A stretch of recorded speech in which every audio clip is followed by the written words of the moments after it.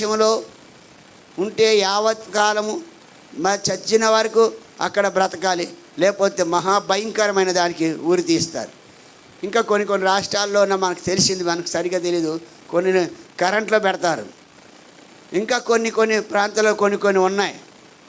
అలాగే బైబిల్ ప్రకారంగా యూదులు ఇశ్రాయేలు చేసే శిక్ష దేవుడు ఏం పెట్టంటే, పాపం చేస్తే వారిని రాళ్ళతో కొట్టి చంపాలి. మరి ఆ రోమీలు ఆ ప్రాంతంలో వాళ్ళైతే శిక్ష ఏమిటంటే తెలుసా, శిలువ 2 నిలువుటను పెట్టి అటు భూమికి కాకుండా అటు ఆకాశం కాకుండా మధ్యన వేలాడతారు.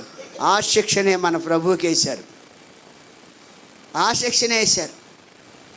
2 కాళ్ళ కలిపి ఒక మేకు, ఒక చేతికి ఒక మేకు, ఒక చేతికి ఒక మేకు. అలాగనే శరీరం మీద, నెత్తి మీద ముళ్ళ కిరీటం, పక్కలో బల్లెము, పంచ గాయాల్లో నీకు నాకు రక్షణ ఇచ్చాడు దేవుడు. ఆ పంచ గాయాల్లో